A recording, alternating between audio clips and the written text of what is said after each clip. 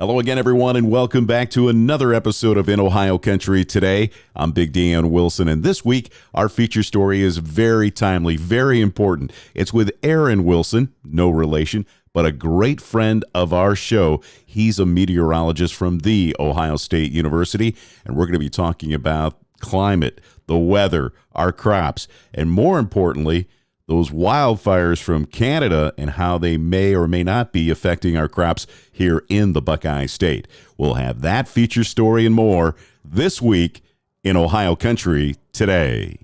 Midway Trailers and Rodock Leasing Sales and Service is Ohio's only authorized Timty dealer, and we have the perfect grain hopper for you. And right now, before September 30th, receive a $1,000 rebate when you finance a new trailer. Midway Trailers, Rodock Leasing Sales and Service. When you need a haul, give Midway a call. Hi, I'm Alan Davis, and here at Alan Davis Insurance, we strive to be your solutions provider. As a business owner and an active farmer, I know the challenges firsthand that you face to run your business and your farm. Give us a call, 419-738-7447, for your auto, home, life, farm, commercial, crop, and financial services. Or check us out on the web at allendavisinsurance.com. Only Meyer offers the widest range of forage boxes in the industry. Choose between front, rear, and dual discharge boxes. Then pick between wagon mount, trailer mount, or truck mount, roof or no roof. That's your call. Meyer is there for your operation with the right box and options for you. Visit your local Apple Farm Service to learn which Meyer forage box is right for you. Welcome to St. Mary's Chrysler Dodge Jeep Ram, home of the Ag Pack. Ag Pack is an exclusive package of discounts on products and services you already use on your farm and ranch. And you get Ag Pack with every vehicle you purchase. We are your certified agriculture dealership. You get straight talk, real service, and the right price. St. Mary's Chrysler, you get straight talk.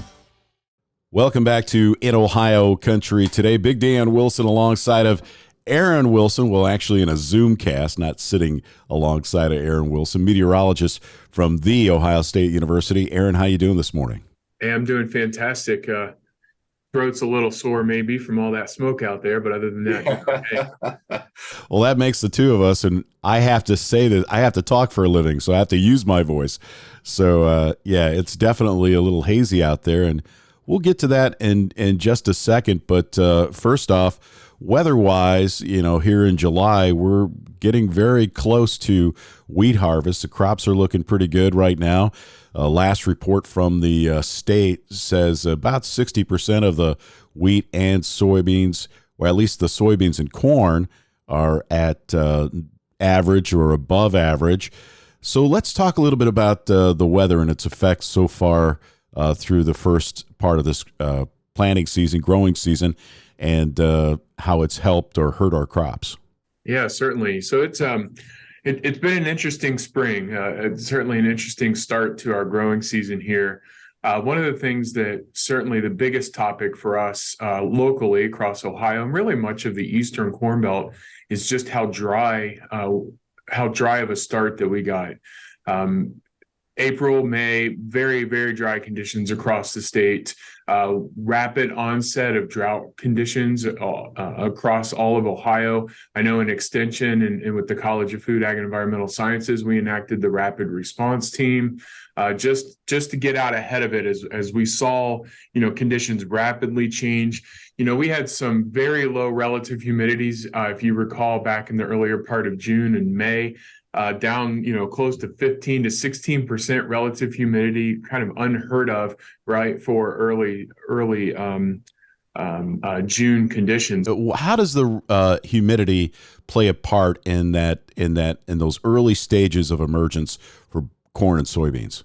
Yeah, certainly. There's a lot of evidence in a good recent paper that looks at the impact of things like heat, whether it's dry or heat when it's wet. Obviously, if you don't have moisture limiting conditions, then the crops like the heat, right? They like the warmer temperatures, not the extreme heat, obviously, when they have to start conserving. But as far as that relative humidity being low, it just means that the atmosphere, we think of the atmosphere as being thirsty.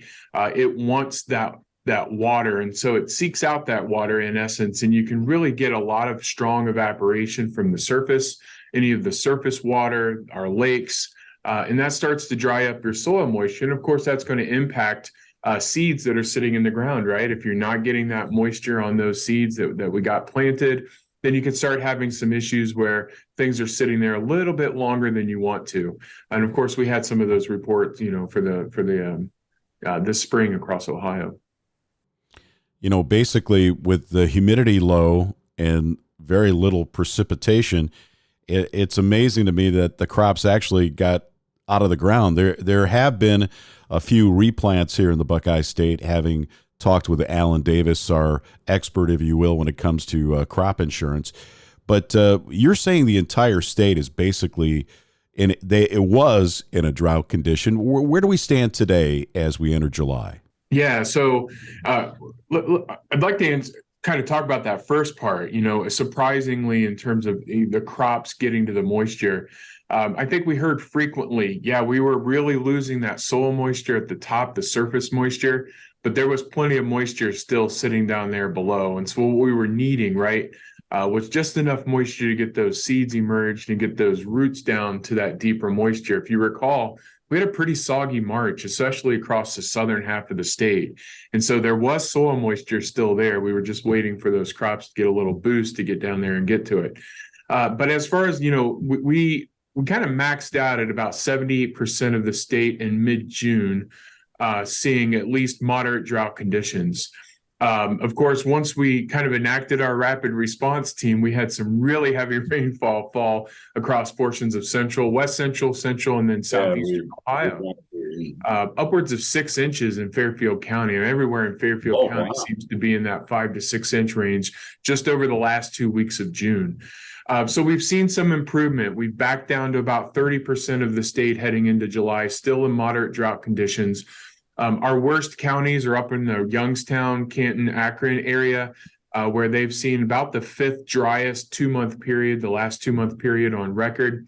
We had some spotty rains toward the end of June in Northwest Ohio, especially in Williams and northern Fulton. But if you go down to places like Putnam County, for instance, still very dry there. And then in Southwest Ohio, toward the end of June, we've seen kind of an increase in drought conditions in the Cincinnati area, south of Dayton. So those are starting to expand back into the region as well. And so I really expect we'll ebb and flow throughout the upcoming month or so. But there is some at least marginal good hope or good news on the horizon there. Well, let's talk about that good news. What do you see forecast-wise over the next 30 days? And then let's talk about an extended forecast that would possibly go out to 90 days as we look into harvest season. Yeah, absolutely. So when we started to transition around the mid part of June, we got lucky with some of the rainfall falling here in Ohio. Of course, conditions really deteriorated across Illinois and Indiana, but we've caught some of those rains outside of those 3 areas I talked about before.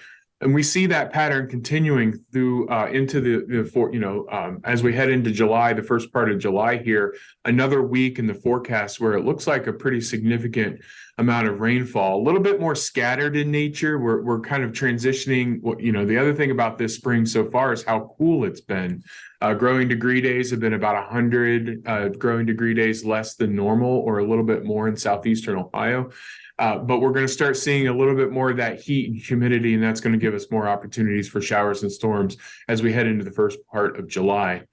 Right now, the outlooks for July look about average temperature-wise and about average precip-wise. During the month of July, we still should see about 1 inch of rain, give or take, per week across the entire state. And so we're really right now, the forecast looks like we're going to hold that. And again, these areas that are dry, though, summertime often doesn't offer the opportunity to make up soil moisture. It's warmer, moisture is evaporating from the surface pretty readily. And so you need at least 1 inch a week just to stay put, right? Just to get enough water on the crops, because we can get into evaporation rates where we're losing about 1/4 of an inch, maybe 3/10 of an inch of water from the surface per day in our fields. And so we need at least an inch of rain just to maintain status quo. Let's talk a little bit more about this average moisture and average heat. That should bode well for our wheat harvest, right? Yeah, I think so. I think there's been some questions in terms of during grain fill and things for wheat when we were dry. We certainly saw some advanced fields in terms of harvesting across the South a little bit, maybe early, a week or so. Not quite there as we head into that, first week of July, not quite there across the central and northern portions of the state, but we're really close, right? The other thing too, because it's been dry, relatively little disease, right? Little disease, little insect pressure across the state. We're hearing from all the specialists, maybe a little bit more spider mites when it gets dry and things like that. But we've not really seen, things like head scab in the wheat and that sort of thing, according to, Pierce Paul over here at Ohio State. So that's all, boding pretty well. Of course, now you've got to get, those breaks in the rainfall in order to get out there and harvest that wheat too. So. Let's talk about the Canadian wildfires. I mean, Sure. that the conditions and that environment that has changed out there, how is that affecting our crops when it comes to the aspect of getting enough sunlight, or, are they adverse conditions that it keeps things from growing, or it helps them grow, protects them from direct sunlight? I mean, let's talk about those weather benefits on our crops. Yeah, certainly. So, yeah, it was a very dry season across almost all of Canada. Western Canada had its driest spring, less than 50% falling across the eastern areas. Wildfires being sparked, by lightning and some other events as well, more direct human caused. And because of this abnormally weird flow that we've had out of the north, we've had plenty of smoke, lots of smoke coming down. The latest here in the last week of June sort of had a system move through Michigan, pull a lot of smoke down, and then we had high pressure sitting over the top of us, which really keeps the air sinking and allowed that smoke to come all the way down to the surface. And we had very, poor air quality. Obviously, when you've got that much smoke in the sky, that's going to limit the amount of solar radiation that's being intercepted by the leaves, right, of our soybeans and by the corn leaves, obviously. Plants, you don't want too much and you don't want too little, right? There's a good sweet spot when it comes to sunlight, obviously. And plants can turn their leaves to get more perpendicular or more parallel to the sun ray to absorb that energy. But overall, you can see some yield potential decrease in soybeans with a little bit of lack of that, sunlight that's coming through the direct solar radiation. It's more diffuse. It's kind of scattered out a bit. That's why our sunrises and sunsets have been, really orange, right, ball up in the sky, because that it's kind of being deflected a little bit. But there can be benefits too, especially with a cooler season. You can extend that season a little longer. So it's kind of a mixed bag in terms of the impacts on crops. A lot of it will depend, obviously, on the rest of the season, how much more wildfire smoke we see, how much moisture we're going to see. Certainly with the heat that's going to come on, we would expect it, right? We're getting into July. We would expect more heat. As long as we've got the moisture, then the crops are going to do pretty well and probably respond pretty well. I think what we've seen so far is, as corn starts to tassel, a lot of reports of shorter corn, right? Not quite as tall as usual, which doesn't necessarily affect pollination. There, you can have good pollination even with shorter corn and stands like that. But certainly sunlight is one of the factors. I guess that's the bottom line. It's one of the factors, but it's not the only factor. And I don't think it's time to panic because we've had, quite a bit more smoke in our skies. Now, it's very unhealthy. It's unhealthy to breathe.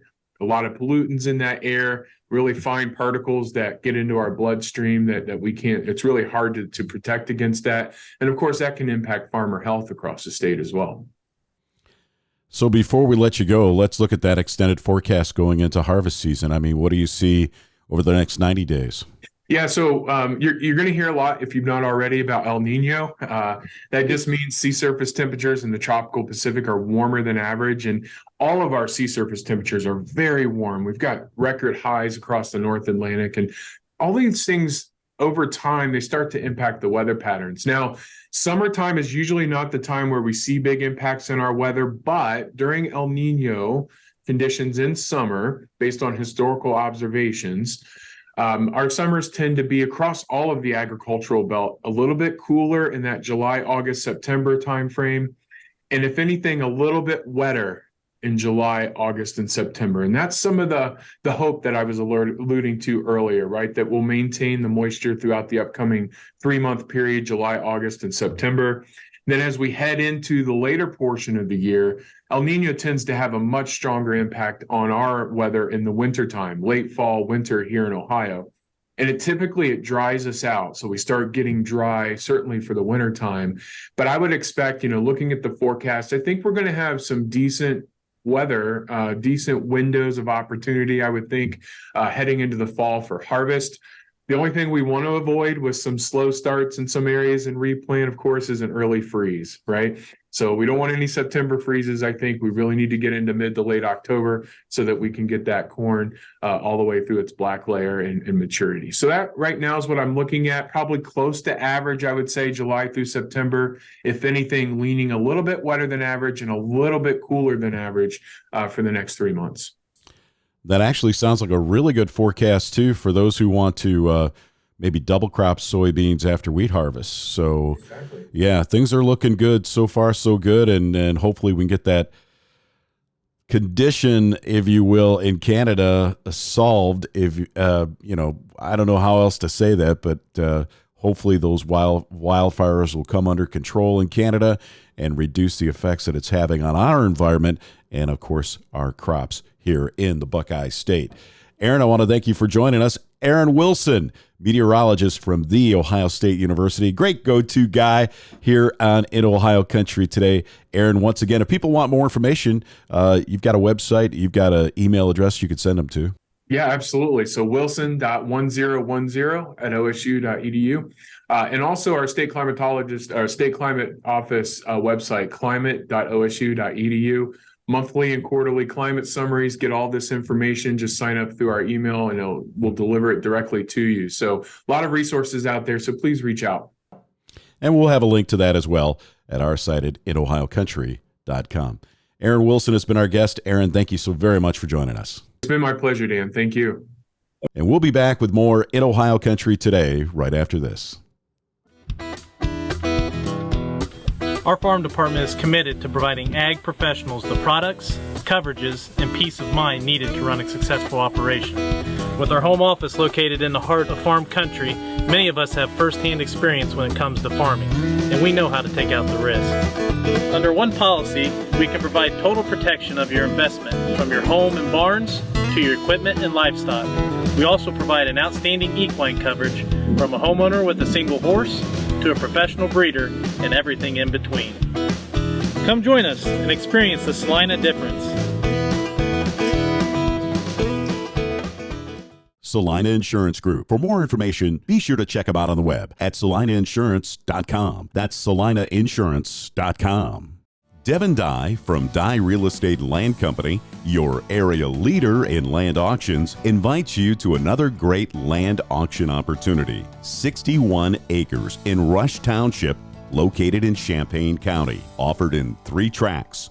Tract 2 is 18 plus acres, a beautiful tract that includes partial woods, offering a variety of developing options. Tract 3 is a little over 3/10 of an acre, perfect for residential development. And Tract 1, the largest of the 3 tracts at 42 acres. And once again, combined with the other 2 tracts, offers you 61 total acres. Don't miss this great land auction opportunity, July 18th at the Woodruff Farm, 3143 East US Highway 36 in Urbana, Ohio. Online bidding is also available. Dye Real Estate and Land Company is your area leader in land auctions. For more information, go to dyerealestate.com. That's dyerealestate.com. Bushita Creek Steaks, naturally delicious, antibiotic, and hormone-free. From fresh, grass and grain-fed, free-to-roam cattle. Pusheta Creek is a family-owned and operated 210-acre free-range ranch right here in Ohio.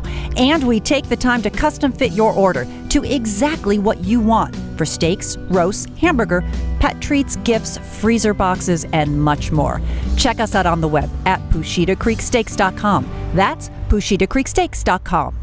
Dad's Toy Shop invites you to the 19th annual RC Fun Run, part of the Wapakoneta Summer Moon Fest, Saturday, July 22nd. Fun for kids and adults. The RC Fun Run is the largest gathering of RC cars and trucks in the area. Contests, door prizes, and more for all radio-controlled cars and trucks, on-road, off-road, electric, or nitro. The 19th annual RC Fun Run. Stop into Dad's Toy Shop in downtown Wapakoneta today, or check us out on the web at dadstoyshop.com. What's up, guys? Nick here with Midway Trailers and Rodock Leasing and Sales. Today we're going to talk about the Wilson Ranch Hand models. So as you can see, Wilson has two different models in their ranch hand. They got the punch side and they have the slat side over there. The punch side right here is their classic fit. You'll see these all over the road. They come standard with the running boards, the 12K jack. This is a side pattern N. They have probably about 8 different punches for the ranch hands that we can customize. As far as the slat side over there, it's a double walled slat, so there's no welds or anything. That's what makes the Wilson different from the other brands. And on the slat side, you can only get the cattle, which is the top 2 5-inch vents, or the cattle hog, which will put one vent down at the bottom, about a 2-inch vent. But when we go inside these things, you can kind of see the different cut gates. On the ranch hand model, we got 3 different cut gates. You can get a full swing, you can get a full swing with an inner slide, and then you can get a full swing with a half inner swing there, about a 40-inch swing. And also a really popular second gate option is the floating gate. And what that does is you can pull 4 pins out and you can adjust the gate to about anywhere you want to. Typically I put them about 12 feet of adjustability, and then they have a storage up at the front just in case you need a real big compartment. You can push it all the way to the nose. This one right here is a pretty standard model. This is what you'll see like kind of in stock at guys' dealerships. It's 2 cut gates, but it's pretty plain Jane. We put extra 2 lights on here, but this slat side right here, we really customized that one. The nose is typically mill finished, but we did a black finish nose. We put a light every 24 inches and we put it top and bottom. We put an electric jack on there, a 12K jack. We upgraded to aluminum rims, and then that one has 2 interior cut gates also. So also with the Wilsons, the fact that they're not welded, you're not going to get any upright posts or anything. So they're super easy to clean. They're smooth interior walls. We do 0.110 on the ranch hands as far as thickness of the floor. You can get corrugated and you can get flat. Both of those wash out perfectly fine. The flat floor, I mean, you wash it out, use a broom, and it's clean. The corrugated's a little bit tougher. You might have to shovel a little bit, use your back. And then also on the ranch hands, as far as protecting the back door, they do run a 17-inch skid plate on the back there. So if you're getting in and out of pastures or going in and out of fields or farms with dips and stuff like that, you won't rip your back bumper off. And then on the back, so I don't understand why more manufacturers don't make it standard. Wilson has a really cool slam latch. I mean, when you're in a hurry, you just whip that thing shut and it will close and it won't pop back open. So you can reach us here at Midway at 419-394-4408. or online at midwaytrailers.net or rodock.com. Actually, when we were down in Louisville, an old wise farmer, he came up to me one time and he said, you can't beat a Wilson because they rivet all their posts and it's not welded. And then also, if you're hauling some pretty good steers and everything like that, do not buy an aluminum livestock trailer from a company that doesn't make a cattle pot. Rodock and Midway Trailers are your source for Wilson livestock trailers. Reliable, lightweight, and durable, Wilson livestock trailers are your best value year after year. With attention to animal and operator safety, Wilson offers biosecurity and features more attuned to the needs and concerns of today's livestock haulers. Remember Rodock and Midway Trailers for sales and service of Wilson livestock trailers, with 3 locations to serve you in Delphus, St. Mary's, and Dayton. It's a humble idea. Use a biological process to turn a plant into a power source. From that idea came the first Poet Refinery. One biorefinery in one town turned into 27 facilities in 27 towns, creating new local jobs. producing hundreds of millions of gallons of ethanol and providing renewable products around the world. Suddenly, that one little idea seems a whole lot bigger. See the world differently with Poet. Tough is cutting through 5-inch thick brush. Tough is Rhino Ag. Available at your local Apple Farm service. Flex Swing, multi-spindle, single spindle, and boom mowers. Rhino has an entire lineup of tough cutting machines for your farm, pasture, woods, or property. Stop by your local Apple Farm service to learn which Rhino Tough Mower is meant for you.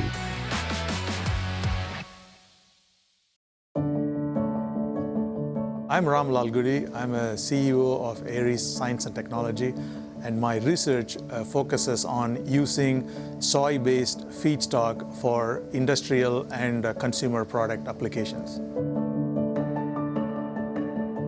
Hi, I'm Amber. I'm the founder and CEO of 11th Kennel Company. We're a social enterprise that employs survivors of human trafficking, exploitation, addiction, and abuse, and we sell candles as means to provide employment for the women. The Ohio Soybean Council has been a great asset to us. This is the first year that we've worked with the Soybean Council, and so looking at the present, they've really been able to help us drive marketing, which increases the demand for soy candles.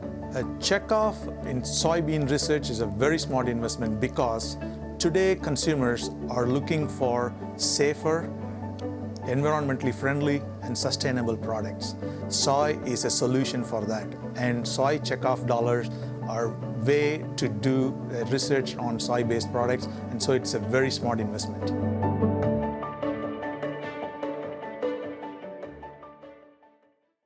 Hi, I'm Alan Davis, and here at Alan Davis Insurance, we strive to be your solutions provider.